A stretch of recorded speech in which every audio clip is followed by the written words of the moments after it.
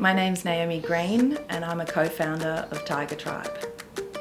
At Tiger Tribe, through all our products, we really want to spark imagination. We want kids to learn to think creatively. So imagination is a very strong part of product design. Designing the Kinder Kit was a challenging experience because we knew we wanted something that could be carried by the kid, carried by the parent, and we also wanted it to be more than a bag. We wanted it to be something you could play in and around. So trying to create a bag that was versatile but also had play value was a big challenge.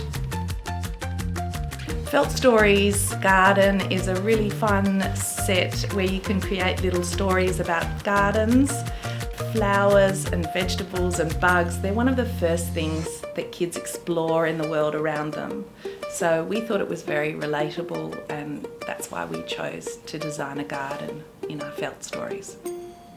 What I love about the job I have is that we have an opportunity to get kids off screens and engaging with old-fashioned play patterns and developing their imagination, and that's a real privilege.